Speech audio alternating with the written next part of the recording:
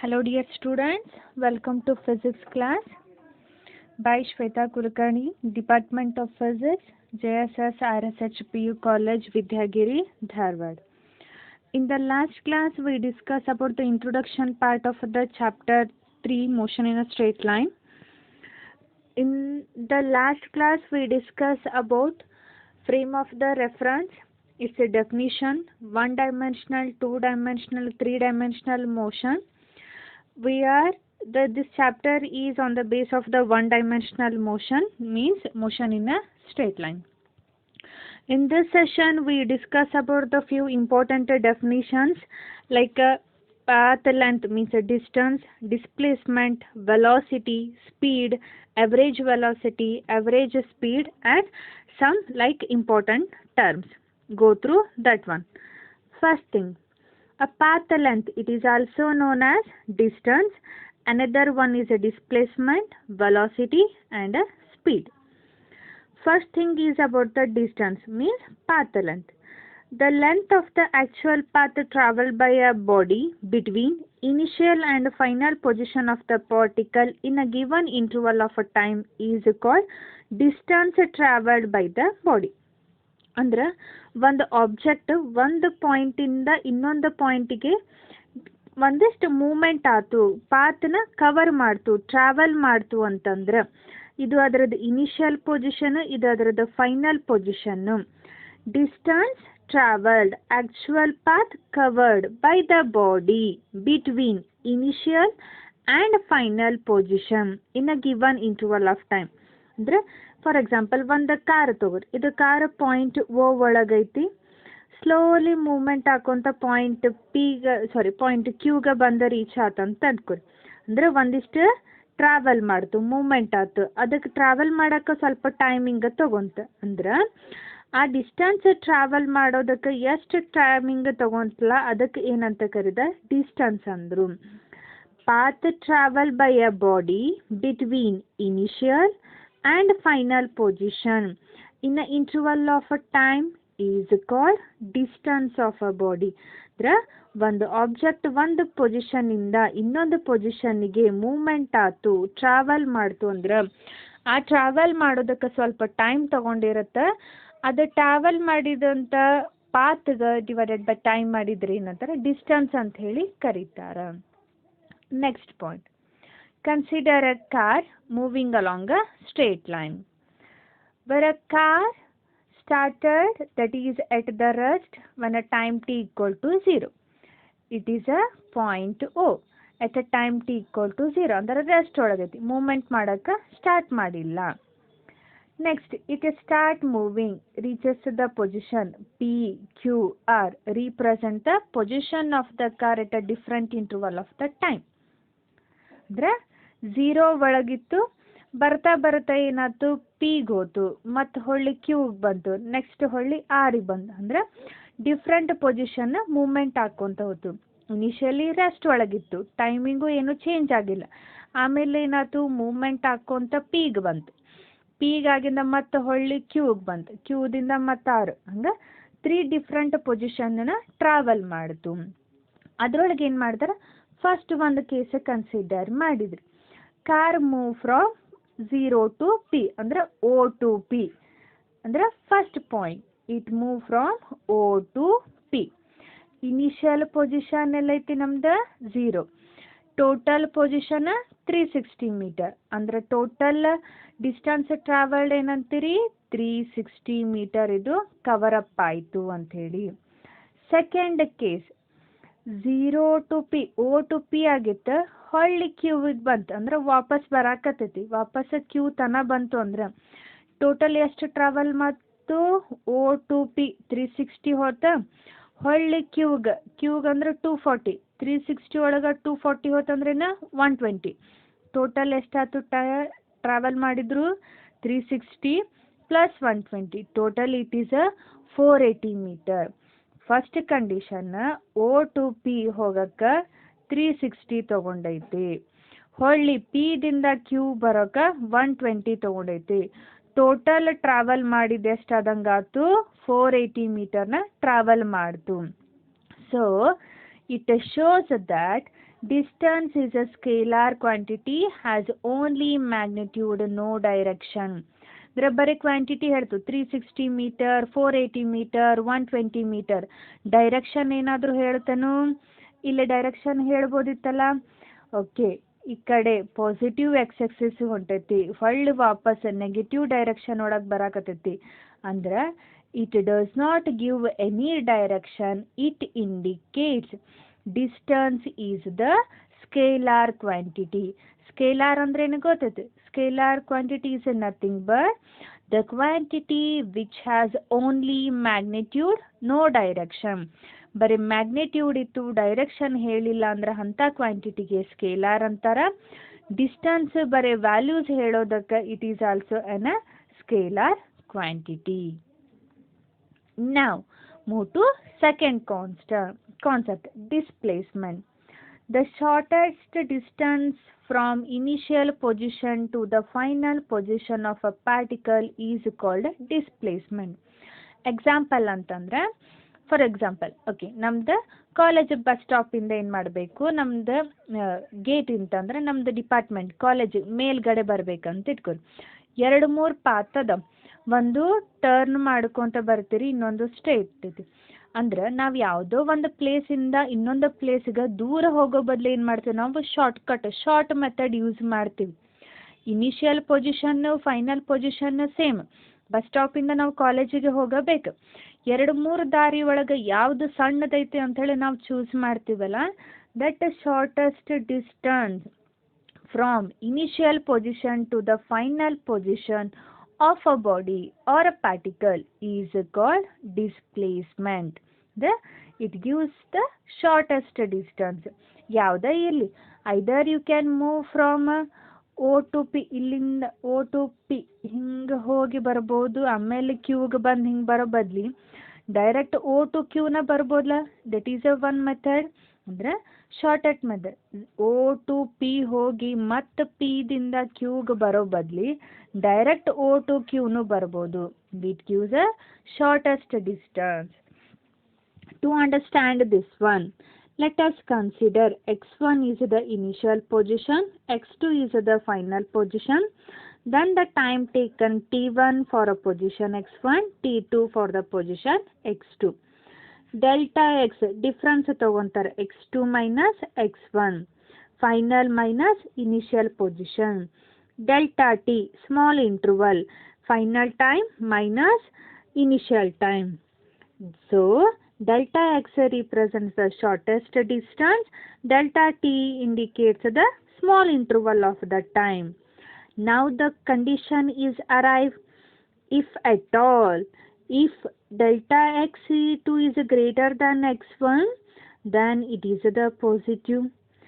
If x2 is less than x1, then it is a negative. ಹೆಂಗಪ್ಪ ಅಂತಂದ್ರೆ consider ಮಾಡಿ. O to P ಹೋಗಬೇಕಿತ್ತು ಅಂತಂದ್ರೆ O to P. Here it is a initial position x1, it is a final position x2.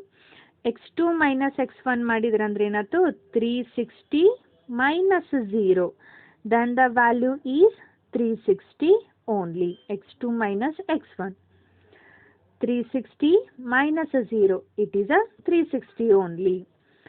Second condition, O to P ಹೋಗಿದ್ದ ಹೊಳ್ಳಿ P to Q ಬಂತಿ ಅಂತಂದ್ರೆ, here this P indicates x1, Q indicates x2. Then x2 minus x1, 240 minus 360, it will minus 120. So what you came to know, if x2 is greater than x1, it will positive.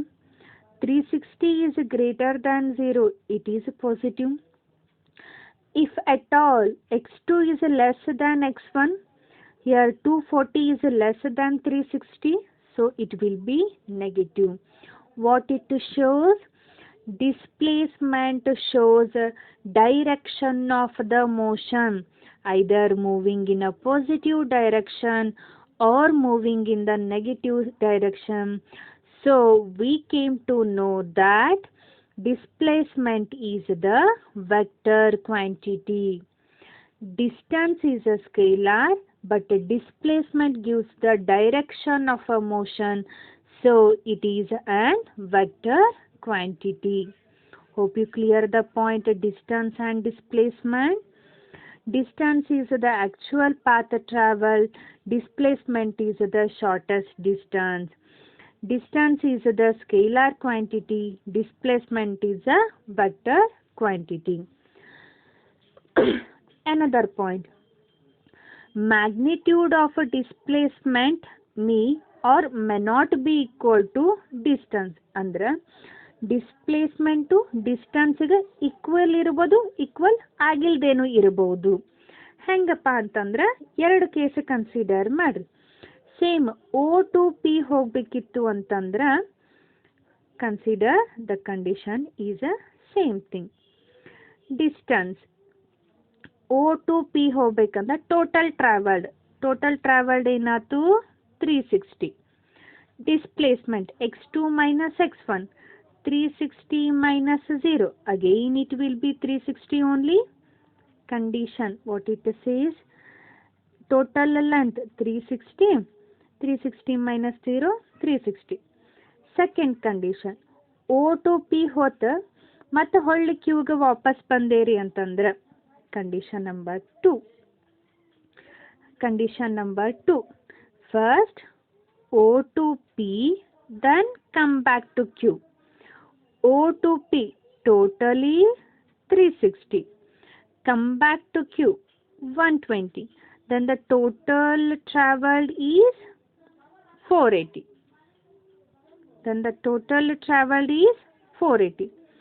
Then according to the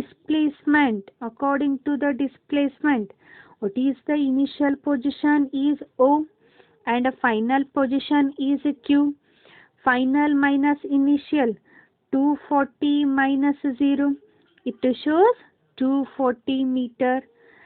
Then observe the condition, it is 240. Then both are of the same? No. So the statement it says displacement may be equal, may not be equal. So it indicates it depends upon initial and final position of the particle. ಇಲ್ಲಿ O to P ನ ಇತ್ತು, total distance ನಿಮ್ಗೆ 360 ಸಿಕ್ತು, ಇಲ್ಲೇ difference ನಿಮ್ಗೆ 360 ಇತ್ತು. ಇಲ್ಲೇ initial O to Q ಹೋಗಬೇಕಿತ್ತು ಅಂತಂದ್ರೆ ಟೋಟಲ್ ಟ್ರಾವೆಲ್ ತೊಗೊತಾರೆ. ಫಸ್ಟ್ O to P ಹೋಗಿದ್ದು 360, ಆಮೇಲೆ ಕ್ಯೂಗೆ 120, 480 ಆಯ್ತು. ಬಟ್ ಡಿಸ್ಪ್ಲೇಸ್ಮೆಂಟ್ ಡೆಫಿನಿಷನ್ ಪ್ರಕಾರ ಇನಿಷಿಯಲ್ ಟು ಫೈನಲ್ ಅಂತಂದ್ರೆ ಇನಿಷಿಯಲ್ O, ಫೈನಲ್ Q ಅಂದ್ರೆ 240 ಮೈನಸ್ 0 ಮಾಡಿದಕ್ಕೆ 240 ಸಿಕ್ತು. ಇದರಿಂದ ನಮ್ಗೇನು ಸಿಕ್ತು ಅಂತಂದ್ರೆ ಡಿಸ್ಪ್ಲೇಸ್ಮೆಂಟು ಡಿಸ್ಟೆನ್ಸ್ಗೆ ಈಕ್ವಲ್ ಇರಬಹುದು, ಇರದೇನು ಇರಬಹುದು. ಅದು ಯಾವುದ್ರ ಮೇಲೆ ಡಿಪೆಂಡ್ ಆಗಿರುತ್ತಂದ್ರೆ ಇನಿಷಿಯಲ್ ಮತ್ತು ಫೈನಲ್ ಪೊಸಿಷನ್, ಮತ್ತು also depends upon path travelled by the body. ಹೆಂಗೆ ಹೋಗಿತ್ತು ಅಂತಂದ್ರೆ O to P ಡೈರೆಕ್ಟ್ ಆಗಿ ಹೋತು, ಇಲ್ಲ O to Q ಹೋಗಿ ಆಮೇಲೆ Pಗೆ ಬಂದು, ಇಲ್ಲ ಕ್ಯೂಗೆ ಹೇಳ್ಬೇಕಂದ್ರೆ O to P ಹೋಗಿ ಅಂದ್ರೆ according to diagram I will show here. Path ಮೇಲೆ ಹೆಂಗೆ ಡಿಪೆಂಡೆನ್ಸ್ ಐತಿ ಅಂತಂದ್ರೆ ಡೈರೆಕ್ಟ್ ಆಗಿ ಕ್ಯೂಗೆ ಹೋಗೋ ಬದಲಿ O to P ಹೋಗಿ Pದಿಂದ ಕ್ಯೂ ಬಂತಂದ್ರೆ ಅವಾಗ ಡಿಸ್ಪ್ಲೇಸ್ಮೆಂಟ್ ಬೇರೆ ಆಗತ್ತೆ. ಡೈರೆಕ್ಟ್ ಆಗಿ ಇಲ್ಲಿಗೆ ಬಂತಂದ್ರೆ ಡಿಸ್ಪ್ಲೇಸ್ಮೆಂಟ್ ಬೇರೆ ಆಗತ್ತೆ. ಡೈರೆಕ್ಟ್ ನಾನು ಹಿಂಗೆ ಹೋದ್ವಿ ಅಂತಂದ್ರೆ so it also depends upon the path travelled. ಇದು ನಿಮ್ಗೆ ಡಿಫ್ರೆನ್ಸ್ ಹೇಳೋದು ಮುಂದೆ ನಿಮ್ಗೆ ಗೊತ್ತಾಗ್ತದೆ ಹೆಂಗೆ ಏನು ಅಂಥೇಳಿ. ಅವಾಗ ಇನ್ನೊಮ್ಮೆ ರಿವಿಷನ್ ಮಾಡೋಣ. ನಾವು move to graph for distance and the time, position time graph. ಇವು ಎಂಥ ಗ್ರಾಫ್ ಅಂತಾರೆ? ಪೊಸಿಷನ್ ಟೈಮ್ ಗ್ರಾಫ್ ಅಂತಾರೆ. ಬಾಡಿ ಎಟ್ ದ ರೆಸ್ಟ್ ಇತ್ತು ಅಂತಂದ್ರೆ straight line, not moving, stationary condition ಒಳಗೆ. ಯೂನಿಫಾರ್ಮ್ ಮೋಷನ್ ಅಂತಂದ್ರೆ ಇದು ಹೆಂಗಪ್ಪ? ಸ್ಟ್ರೇಟ್ ಲೈನ್ ಇರೋದಕ್ಕೆ ಯೂನಿಫಾರ್ಮ್ ಮೋಷನ್ ಹೆಂಗಂದು, ಯೂನಿಫಾರ್ಮ್ ಮೋಷನ್ ಅಂದ್ರೇನು? Equal distance, equal interval of the time. For example, ಒಂದು ಕಾರ್ ಹೊಂಟಿತ್ತು, ಇಲ್ಲಿ 20 ಇದು 20 ಮೀಟರ್, ಇದು 20 ಮೀಟರ್, ಇದು ನಮ್ಮದು 0 to 20 ಹೋಗೋಕೆ 1 hour ತೊಗೊಂತಂತ ಇಟ್ಕೊರಿ. ನೆಕ್ಸ್ಟ್ 20ದ ಇನ್ನೊಂದು 20 ಹೋಗೋದಕ್ಕೆ ನೆಕ್ಸ್ಟ್ 1 hour ಅಂತ ತಗೋರಿ. ಅಂದ್ರೆ ಡಿಸ್ಟನ್ಸು ಸೇಮ್, ತೊಗೊಂಡಿರೋ ಟೈಮಿಂಗು ಸೇಮ್ ಇತ್ತು ಅಂತಂದ್ರೆ ಅದಕ್ಕೇನಂತಾರೆ uniform motion. So same points are to be same. ಅವಾಗ ನಿಮ್ಗೆ ಎವರೇಜ್ ತೊಗೊಂಡಾಗ ಏನಾಗುತ್ತೆ ಸೇಮ್ ಅಂತಾರೆ. ಯೂನಿಫಾರ್ಮಿಟಿ ಇರುತ್ತೆ, ಕಾನ್ಸ್ಟಂಟ್ ಒಳಗೆ ಹೋಗೋದಕ್ಕೆ ಯೂನಿಫಾರ್ಮ್ ಮೋಷನ್ ಅಂತಾರೆ. The first graph it indicates position time graph for the stationary motion. Second one is for the uniform motion. Now list out the differences between distance and displacement. First thing about the definition. Definition is total path traveled. Displacement is shortest length from initial and final. Distance is always positive. Displacement may be positive or negative. It depends upon the direction. So, distance is a scalar quantity. It does not give any direction. But displacement gives the direction. So, it is the vector quantity. Now, the point is here. It depends upon the shape of the path traveled by the particle. Direct O to P, P to Q ಬಂದಾಗ ನಮ್ಗೆ total distance ಏನು ಬಂತು 480 ಬಂತು. But ಇಲ್ಲೇನಾಯ್ತು initial final position ಅಷ್ಟೇ dependent ಇರೋದಕ್ಕೆ ನಮಗೆ 240 ಸಿಕ್ಕಿತ್ತು. So it does not depends upon the path traveled, shape of the path. Hope we clear the four difference. First thing is definition. Second one is always positive. Here it is positive or negative. It depends. It shows the direction, means it gives the scalar quantity. It is a vector. ನೀವು ಇನ್ನೊಂದು ಬರಿಬೋದು. Distance, it gives the direction of the motion. Sorry, it does not give a direction of the motion. Displacement, it gives the direction of the motion. It is also one more difference. Fourth one, it depends upon the shape of the path. Displacement does not depends upon the shape of the path. These are the differences between distance and displacement. Important thing, may or may not be asked in your examination for 2 to 3 mark. 2 mark ಕೇಳಿದಾಗ 2 differences ಬರಿಬೇಕು, 3 mark ಕೇಳಿದಾಗ 3 differences ಬರಿಬೇಕು. 2 or 3 ಮಾರ್ಕಿಗೆ ಕೇಳೋ chances ಇರುತ್ತೆ. Move to next concept, average velocity and average speed. Before that average, first know about the velocity. Generally ಗೊತ್ತಿರುತ್ತೆ velocity ಅಂದ್ರೇನ displacement of a body or a particle per unit time. Displacement of a body per unit time. ಅವಸರದಲ್ಲೇ distance per unit time ಅಂತ ಹೇಳಬೇಡ್ರಿ. It is a displacement per unit time. Velocity the displacement per unit time and its unit is ಡಿಸ್ಪ್ಲೇಸ್ಮೆಂಟ್ದು unit ಏನು metre, ಟೈಮ್ದು unit ಏನು seconds. ಇದನ್ನು generally ಏನು ಮಾಡ್ತಾರೆ ಕಿಲೋಮೀಟರ್ ಪರ್ ಅವರ್ ಅಂತ ಹೇಳ್ತಾರೆ. ಬಟ್ SI ಯೂನಿಟ್ ಅಂದ್ರೆ ಮೀಟರ್ ಪರ್ ಸೆಕೆಂಡ್ ಅಂತ ಹೇಳಿ ಹೇಳ್ತಾರೆ. ಎವರೇಜ್ ಆಗಿ ಹೇಳೋದಾತಂದ್ರೆ average velocity is the ratio of total displacement of the object to the total time taken. Average ಆಗಿ ಹೇಳೋದಂತಂದ್ರೆ ಟೋಟಲಿ ಎಷ್ಟು ಮೂಮೆಂಟ್ ಆಗೈತಿ ಮತ್ತು ಟೋಟಲ್ ಟೈಮಿಂಗ್ ಎಷ್ಟು ತೊಗೊಂಡೈತಿ ಅದಕ್ಕೆ ಏನಂತಾರೆ average velocity. It is represented as V bar x2 minus x1 total travel, final minus initial position, final minus initial timing. ಇದು difference ಅನ್ನು ಹೆಂಗೆ ಬರೀತಾರೆ delta X, time the difference ಅನ್ನು ಡೆಲ್ಟಾ ಟಿ ಅಂತ ಬರೀತಾರೆ. ದೆನ್ ಡಿಸ್ಪ್ಲೇಸ್ಮೆಂಟು ವೆಕ್ಟರ್ ಆಗಿರೋದಕ್ಕೆ ವೆಲಾಸಿಟಿನೂ ಏನು vector quantity, because it gives the direction of the motion, either moving with a positive velocity or moving with the negative velocity. This direction is depends upon the difference. ಅಂದ್ರೆ x2 ಹೆಚ್ಚಿಗೆ ಇದ್ದು x1 ಕಡಿಮೆ ಇತ್ತು ಅಂತಂದ್ರೆ velocity positive ಇರುತ್ತೆ. x2 ಏನಾದರೂ ಕಡಿಮೆ ಇತ್ತು ಅಂತಂದ್ರೆ ವೆಲಾಸಿಟಿ ನೆಗೆಟಿವ್ ಇರುತ್ತೆ. So velocity is the vector quantity. It also gives the direction of the motion. That direction of the motion is depends upon initial and final position of the object. Hope you clear the point. Direction ಹೇಳಬೇಕಂತಂದ್ರೆ initial ಮತ್ತು final position ನಮಗೆ ಗೊತ್ತಿರಬೇಕು. Now consider one example. Here the graph, ಇದು ನಿಮ್ದು already position time graph ಹೇಳಿದೆ, but ಇಲ್ಲಿ curve ತಗೊಂಡಾರ ಅಂದ್ರೆ ಕಂಟಿನ್ಯೂಸ್ಲಿ ಮೂವ್ ಆಗಲ್ಲ, ಗ್ರ್ಯಾಜುವಲಿ ಅದ್ರದ್ದು ವೆಲಾಸಿಟಿ ಇನ್ಕ್ರೀಸ್ ಆಕೋಂತ ಬಂದೈತಿ. 2 ಪಾಯಿಂಟ್ ತಗೊಂಡಾರ. P1 ಟೈಮಿಂಗ್ ಏನು 5 ಸೆಕೆಂಡ್ ಇದ್ದಾಗ 10 ಇತ್ತು ಪೊಸಿಷನ್, 10 ಮೀಟರ್ ಹೋಗಿತ್ತು. ಮತ್ತು 7 ಸೆಕೆಂಡ್ ಬಂದು ಕೂಡಲೇ 25 ಮೀಟರ್ ಮೂವ್ಮೆಂಟ್ ಆಗೈತಿ. ಅಂದ್ರೆ ಇನಿಷಿಯಲಿ 0 ಇತ್ತು, ಗ್ರ್ಯಾಜುವಲಿ ಮೂವ್ಮೆಂಟ್ ಹಾಕೋಂತ ಬಂತು. ಇಲ್ಲಿ 2 ಪಾಯಿಂಟ್ ಕನ್ಸಿಡರ್ ಮಾಡಿದ್ರು. 5 ಸೆಕೆಂಡಿಗೆ ಬಂದಾಗ P1 10 ಮೀಟರ್ ಹೋಗೈತಿ, 7 ಸೆಕೆಂಡಿಗೆ ಬಂದಾಗ P2 ಅಂದ್ರೆ 25 ಮೀಟರ್ ಕವರ್ ಅಪ್ ಮಾಡೈತಿ. ಅದಕ್ಕೆ ತಗೊಂಡಾರ timing T1 5 second, T2 7 second. 5 ಸೆಕೆಂಡಿಗೆ 10 ಮೀಟರ್ ಹೋಗೈತಿ, 7 ಸೆಕೆಂಡಿಗೆ 25 ಮೀಟರ್ ಹೋಗೈತಿ. Then total timing, total length ಅಂದ್ರೆ ಹೆಂಗೆ ಮಾಡ್ತೀರಿ, x2 ಮೈನಸ್ x1. x2 ಅಂದ್ರೆ ಫೈನಲ್ ಪೊಸಿಷನ್, P2 ಏನೈತಿ 25, x1 ಇನಿಷಿಯಲ್ ಪೊಸಿಷನ್ P1 10 ಐತಿ. ಡಿಫ್ರೆನ್ಸ್ ಏನಾಯ್ತು 15. Same thing timing 7 second 5 second, it is a 2. 15 divided by 2, it is a 7.5.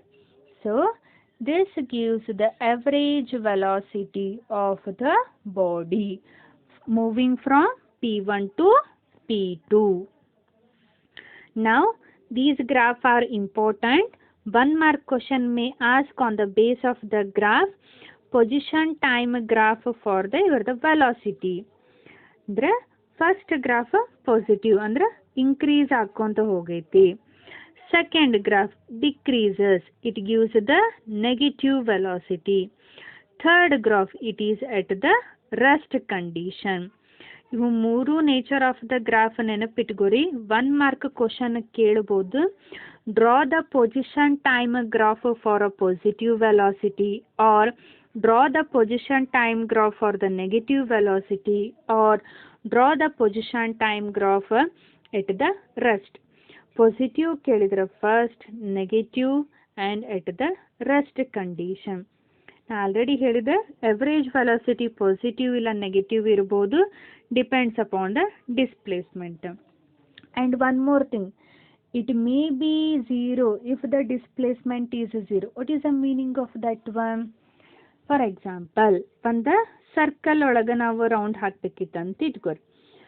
ಇದಿತ್ತು round ಆಗಿ ಮತ್ತು ಇಲ್ಲಿಗೆ ಬಂತು ಅಂದ್ರೆ ಇನಿಷಿಯಲ್ ಪೊಸಿಷನ್ನು ಓ, ಫೈನಲ್ ಪೊಸಿಷನ್ನು ಓ. ಇನಿಷಿಯಲ್ ಏನು 0, ಫೈನಲ್ 0. 0 ಮೈನಸ್ 0 ಏನಾಗುತ್ತೆ 0. ಡಿಸ್ಪ್ಲೇಸ್ಮೆಂಟ್ ಹೆಂಗೆ ಹೇಳ್ತೀರಿ, ಫೈನಲ್ ಮೈನಸ್ ಇನಿಷಿಯಲ್. 0ಕ್ಕಿಂತ 1 ರೌಂಡ್ ಹಾಕೊಂಡು ಮತ್ತು ಇಲ್ಲೇ ಬಂತಂದ್ರೆ ಫೈನಲ್ ಪೊಸಿಷನ್ನು ಸೇಮ್ ಐತಿ.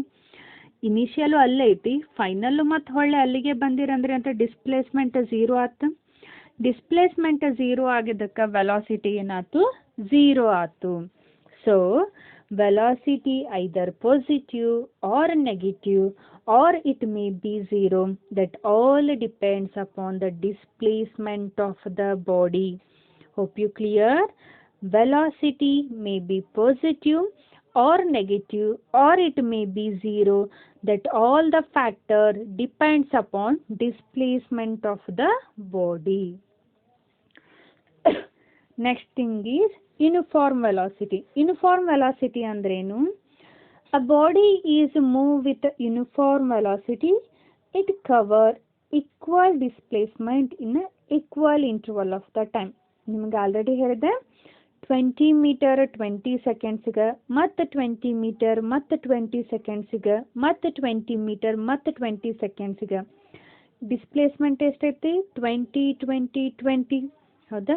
ಟೈಮಿಂಗ್ ಏನು 20 seconds 20 seconds 20 second. Equal displacement equal timing ಇತ್ತಂದ್ರೆ ಯೂನಿಫಾರ್ಮ್ ವೆಲಾಸಿಟಿ ಅಂಥೇಳಿ ಅಂತಾರೆ. ನಾನ್ ಯೂನಿಫಾರ್ಮ್ ವೆಲಾಸಿಟಿ ಅಂತಂದ್ರೆ if it cover equal displacement in unequal interval of a time, or else unequal displacement in a equal interval of a time. For example, first 20 meter 10 ಸೆಕೆಂಡ್ಸಿಗೆ ಹೋತು, next 20 metre 5 ಸೆಕೆಂಡ್ಸಿಗೆ ಹೋತು ಅಂತಂದ್ರೆ displacement 20 metre same ಅದ, but timing ಒಮ್ಮೆ 10 second ಒಮ್ಮೆ 5 second ಅಂತಂದ್ರೆ equal displacement time change ಆಯ್ತು. ಇಲ್ಲಪ್ಪ ಅಂದ್ರೆ ಸೆಕೆಂಡ್ ಕಂಡೀಷನ್ 10 ಸೆಕೆಂಡ್ಸ್ ಒಳಗೆ 10 ಮೀಟರ್ ಹೋತು, ಮತ್ತು 10 ಸೆಕೆಂಡ್ಸಿಗೆ 5 ಮೀಟರ್ ಟ್ರಾವೆಲ್ ಮಾಡಿದ್ರಿ ಅಂತಂದ್ರೆ ಟೈಮಿಂಗ್ ನಮ್ದು ಈಕ್ವಲ್ ಅದ, ಬಟ್ ಕವರ್ ಮಾಡಿರೋ ಪಾತ್ ಚೇಂಜ್ ಆಗೈತಿ ಅಂದ್ರೆ it also indicates non uniform velocity. ಅಂದ್ರೆ ಎರಡರೊಳಗೆ ಯಾವುದಾದ್ರೂ ಒಂದು ವೇರಿಯೇಷನ್ ಆತಂದ್ರೆ ಅಲ್ಲಿ ಯೂನಿಫಾರ್ಮಿಟಿ ಇರಲ್ಲ, ಅದಕ್ಕೆ ಏನಂತಾರೆ ನಾನ್ ಯೂನಿಫಾರ್ಮ್ ವೆಲಾಸಿಟಿ ಅಂತಾರೆ. ಡಿಸ್ಟನ್ಸು ಸೇಮ್ ಮೂಮೆಂಟ್ ಆಗಿರಬೇಕು, same interval of a time ಇತ್ತು ಅಂತಂದ್ರೆ ಅದಕ್ಕೆ ಯೂನಿಫಾರ್ಮ್ ವೆಲಾಸಿಟಿ ಅಂತ ಹೇಳಿ ಕರೀತಾರ. Next is another important point is speed. Speed ಅಂದ್ರೇನು ನಮಗದು ಕನ್ಫ್ಯೂಷನ್, ಸ್ಪೀಡಾಗಿ ಹೋಗ್ತಿರ್ತಾರ, ಸ್ಪೀಡಿಗೂ ಮತ್ತು ವೆಲಾಸಿಟಿಗೂ ಲಾಟ್ ಆಫ್ ಕನ್ಫ್ಯೂಷನ್ಸ್ ಇರ್ತವೆ. ಸ್ಪೀಡಾಗಿ ನಾವು ಜನರಲಾಗಿ ಕಾರ್ ನೋಡಿ ಎಷ್ಟು ಸ್ಪೀಡಾಗಿ ಹೊಂಟೈತಿ, ಬೈಕ್ ಎಷ್ಟು ಸ್ಪೀಡ್ ಒಳಗೆ ಓಡಿಸ್ತಾನ ಹಿಂಗಂತೇಳಿ ಅವು ನಮ್ಗೆ ಜನರಲಿ ಹೇಳ್ತೇವೆ. ಬಟ್ ಸ್ಪೀಡಿಗೂ ಮತ್ತು ವೆಲಾಸಿಟಿಗೂ ಏನದ ಡಿಫ್ರೆನ್ಸ್ ಅದ, ಎರಡೂ ಒಂದೇ ಆಗೋದಿಲ್ಲ. ಏನಪ್ಪ ಅದು ಡಿಫ್ರೆನ್ಸು ಅಂತಂದ್ರೆ ಸ್ಪೀಡ್ ಹೇಳೋ ಮುಂದೆ ಏನು ಮಾಡ್ತೀರಿ ನಾವು ಡಿಸ್ಟನ್ಸನ್ನ ಕನ್ಸಿಡರ್ ಮಾಡ್ತೀವಿ, ವೆಲಾಸಿಟಿ ಹೇಳೋ ಮುಂದೆ ಡಿಸ್ಪ್ಲೇಸ್ಮೆಂಟ್ ಕನ್ಸಿಡರ್ ಮಾಡ್ತೀವಿ. So speed is nothing but distance traveled by a body per unit time. Displacement ಅಂದ್ರೆ ಏನು ಹೇಳ್ತೀವಿ, final minus initial position. Distance is total path travelled. Speed ಹೇಳುವಾಗ ಟೋಟಲ್ ಪಾತ್ ಟ್ರಾವೆಲ್ ನಾವು consider ಮಾಡೋದಕ್ಕೆ speed is defined as distance travelled by a body per unit time, then it is called speed. Total distance travel ಮಾಡೋದಕ್ಕೆ ಎಷ್ಟು timing ತಗೊಂತು ಅದನ್ನು ಹೇಳೋದಕ್ಕೆ ಏನಂತಾರೆ speed ಅಂತ ಹೇಳಿ ಕರೀತಾರೆ. ಎವರೇಜ್ ಆಗಿ ಹೇಳೋದಕ್ಕೆ ratio of total distance travel divided by total time taken. Total ಎಷ್ಟು ದೂರ ಹೋತು ಅಷ್ಟು ದೂರ ಕವರ್ ಆಗೋದಕ್ಕೆ ಟೋಟಲ್ ಎಷ್ಟು ಟೈಮಿಂಗ್ ತಗೊಂತು ಅದಕ್ಕೆ ಏನಂತಾರೆ ಎವರೇಜ್ ಸ್ಪೀಡ್ ಅಂತ ಹೇಳಿ ಕರೀತಾರೆ. It is always positive. Okay, ಅದು ಹೊಳ್ಳಿ ಹೋತೋ ವಾಪಸ್ ಬಂದರು ಹೆಂಗೆ. ಫಾರ್ ಎಕ್ಸಾಂಪಲ್ ನಾವು ಬೈಕ್ ತೊಗೊಂಡು ಹೊಂಟೇವಿ ಅಂತ ಇಟ್ಕೊರಿ, ಮಾರ್ಕೆಟಿಗೆ ಹೋಗ್ಬೇಕಂದ್ರೆ ಒಂದಿಷ್ಟು ದೂರ ಹೋಗ್ತೇವೆ, ಮತ್ತೇನೋ ನೆನಪಾತು ಅಂತ ಮತ್ತೆ ಹೊಳ್ಳಿ ಬರ್ತೀವಿ. ಸ್ಪೀಡ್ ಹೇಳೋ ಮುಂದೆ ಏನು ಮಾಡ್ತಾರೆ ಟೋಟಲ್ ನೀ ಎಷ್ಟು ಟೈಮಿಂಗ್ ಎಷ್ಟು ಟ್ರಾವೆಲ್ ಮಾಡಿ ಎಷ್ಟು ಟೈಮಿಂಗ್ ತೊಗೊಂಡಿರಿ ಅಂತ ಅಷ್ಟೇ ಹೇಳ್ತಾರೆ. But does not give any direction. ಹೋದ್ರಿ ಮತ್ತು ವಾಪಸ್ ಬಂದ್ರಿ ಅಂದ್ರೆ ಒಮ್ಮೆ ಹೋಗಿದ್ದು ಪಾಸಿಟಿವ್ ಹೊಳ್ಳಿ ಬಂದಿದ್ದು negative. So speed does not give means it is always the positive only. It just consider the total path traveled. It does not consider the direction of the path traveled. So it indicates speed is the scalar quantity. It has only magnitude. It does not give any direction. ಹೋದ್ರೆ ವಾಪಸ್ ಬಂದರು, ಹಿಂದಕ್ಕೆ ಹೋದ್ರು ಮುಂದಕ್ಕೆ ಬಂದ್ರೆ ಅದೇನೂ ಹೇಳಂಗಿಲ್ಲ. Just total path travel consider ಮಾಡೋದಕ್ಕೆ it is always a positive.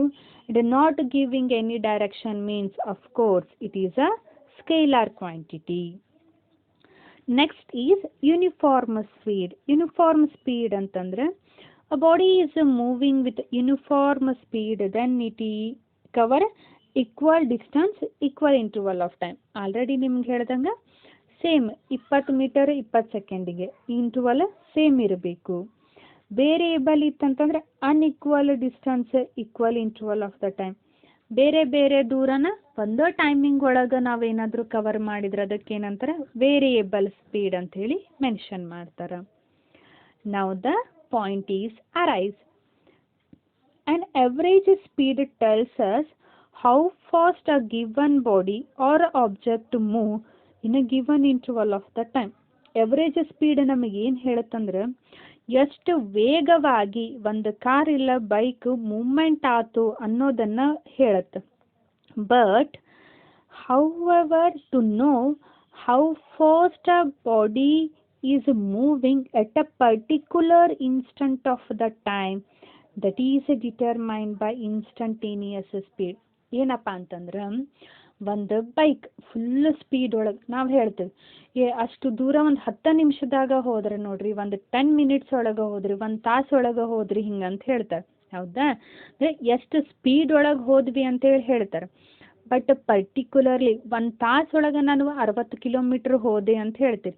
ಒಂದು ತಾಸದನ್ನ ನಾನು ಓಕೆ ಒಂದು ತಾಸು ಒಳಗೆ ಹೋಗಿರಲ್ಲ, 15 ಮಿನಿಟ್ಸ್ ಟೈಮಿಂಗ್ ಒಳಗೆ ನೀವೆಷ್ಟು ಕವರ್ ಅಪ್ ಮಾಡಿದ್ರಿ ಅಂದ್ರೆ particular instant of the time ಒಳಗೆ ನಮಗೆ ಎಷ್ಟು ಕವರ್ ಅಪ್ ಮಾಡಿತ್ತು ಅದನ್ನು ಎವರೇಜ್ ವೆಲಾಸಿಟಿ ಇಲ್ಲ ಎವರೇಜ್ ಸ್ಪೀಡ್ ನಮಗೆ ತಿಳಿಸ್ಕೊಡಂಗಿಲ್ಲ.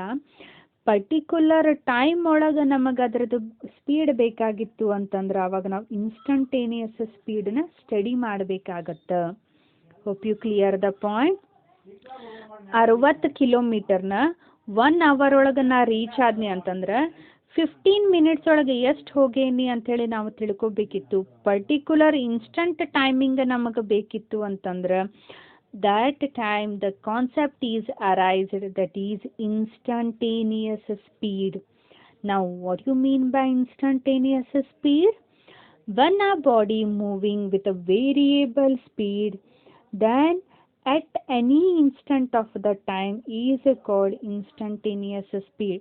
ಸ್ಪೀಡ್ ಸೇಮ್ ಇಲ್ಲ, ಕಾನ್ಸ್ಟಂಟ್ಲಿ ವೇರಿಯೇಷನ್ ಮಾಡಾಕತ್ತೀರಿ, ಬಟ್ ಪರ್ಟಿಕ್ಯುಲರ್ ಇನ್ಸ್ಟಂಟ್ ಟೈಮ್ ಒಳಗೆ ಅದರದ್ದು ಸ್ಪೀಡ್ ಎಷ್ಟಿತ್ತು ಅನ್ನೋದನ್ನು ತಿಳ್ಕೊಳ್ಳೋದಕ್ಕೆ ಇನ್ಸ್ಟಂಟೇನಿಯಸ್ ಸ್ಪೀಡ್ ಅಂತಾರೆ. ನಿಮಗೆ ಇನ್ನೂ ಸಿಂಪ್ಲರ್ ಆಗಿ ಹೇಳ್ಬೇಕಂತಂದ್ರೆ ಒಂದು ತಾಸೊಳಗೆ ನಾ ಹೋಗೇನಿ 60 ಕಿಲೋಮೀಟ್ರ್ ಅಂದಾಗ ಆ ಒಂದು ತಾಸೊಳಗೆ ನೀವು ಸೇಮ್ ಸ್ಪೀಡ್ ಒಳಗೆ ಹೋಗಿರ್ತೀರಿ ಇಲ್ಲ. ಫಸ್ಟಿಗೆ 40 ಇತ್ತು, ಬೇಗ ಹೋಗ್ಬೇಕನ್ನೋದಾಗ ಮತ್ತೆ 60 ಮಾಡ್ತೀರಿ, ಆಮೇಲೆ 90 ಮಾಡ್ತೀರಿ. ಅಂದ್ರೆ ವೇರಿಯೇಷನ್ ಹಾಕ್ಕೊಂತಿರ್ತಾವೆ. ವೇರಿಯೇಬಲ್ ಸ್ಪೀಡ್ ಇತ್ತು, but particular instant of the time ಒಳಗೆ ಅದರದ್ದು ಸ್ಪೀಡನ್ನು ನಾವು ಅಧ್ಯಯನ ಮಾಡೋದಕ್ಕೆ ಇನ್ಸ್ಟಂಟೇನಿಯಸ್ ಸ್ಪೀಡ್ ಅಂತ ಕರೀತಾರೆ. Moving with a variable speed okay, but the speed of the body at a particular instant of the time, that is known as instantaneous speed. To understand that one, to travel a distance dx and cover a time delta t, it can be written as a dx by dt. When I apply the limitation as a delta t tends to 0, then it is to be known as an instantaneous speed. The limit delta ಇದ್ದಿದ್ದನ್ನು D X ಹೆಂಗೆ ಬರೆದ್ರಿ ಅಂತ ನೀವು mathematics ಒಳಗೆ study ಮಾಡ್ತೀರಿ. But ನಾವು variable ಕ್ವಾಂಟಿಟಿಗೆ limit apply ಮಾಡಿದ ಅದು ಡಿರೈವೇಬಲ್ ಕ್ವಾಂಟಿಟಿಯಾಗಿ ಕನ್ವರ್ಟ್ ಆಗುತ್ತೆ. Delta X delta T variable quantity, ಅದು D X by D T ಅಂದರೆ ಡಿರೈವ್ಡ್ ಕ್ವಾಂಟಿಟಿ ಅಂತ ಬರೀತೀರಿ. So for the variable quantity if apply the limit then we can write it as an derived quantity. Hope you clear the instantaneous speed. Speed ಒಳಗೆ variation continuous ಇತ್ತು ಅಂದ್ರೆ particular time ಒಳಗೆ ಆ ಕಾರ್ದು speed ಎಷ್ಟಿತ್ತು ಅಂತ ನಾವು ತಿಳ್ಕೊಳೋದಕ್ಕೆ ಇನ್ಸ್ಟಂಟೇನಿಯಸ್ ಸ್ಪೀಡ್ ಅಂತ ಹೇಳಿ ಕರೀತಾರೆ. Next is instantaneous velocity. Same thing, defined as velocity of the body at any instant of time or at any point of the path of the motion.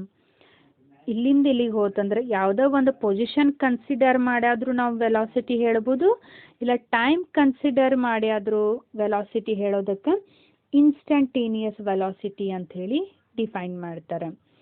Defined at a particular instant of a time or at particular position.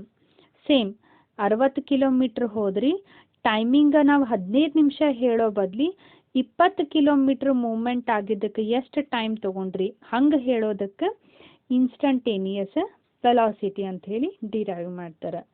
Same thing D X by D T, when apply the limit it is a D X by D T. ನಾವು come to the difference between speed and velocity. First thing is distance traveled. Here it is a displacement. The distance divided by time. Here a displacement divided by time. Another one, it not tell about the direction of the body. ಅಂದರೆ ಯಾವ direction ಒಳಗೆ ಹೊಂಟೈತಿ ಅಂತ ಹೇಳೋಂಗಿಲ್ಲ, but velocity ಒಳಗೆ ಡೈರೆಕ್ಷನನ್ನು ನಾವು mention ಮಾಡ್ತೀವಿ. Speed is always positive, ಯಾಕಂದ್ರೆ total path travel ಮಾಡಿರೋದು ನಾವು ಕನ್ಸಿಡರ್ ಮಾಡೋದಕ್ಕೆ ಸ್ಪೀಡ್ ಪಾಸಿಟಿವ್ ಐತಿ. It may be positive or negative or zero. Already ನಾನು ನಿಮಗೆ ಹೇಳಿದೆ, it depends upon the displacement. ಹೋಗಿದ್ದು ವಾಪಸ್ ಬಂದಿದ್ದು, initial final, it depends upon the position. So either it will be positive or negative, or it may be zero. If not giving the direction means it is a scalar quantity. It's giving the direction means it is the vector quantity. These are the four differences between the speed and the velocity. As I already mentioned, it may ask for 2 to 3 marks the difference between a speed and velocity in your examination. For a 2 mark, 2 difference. For a 3 mark, 3 difference. Thank you. The next class we discuss about the acceleration.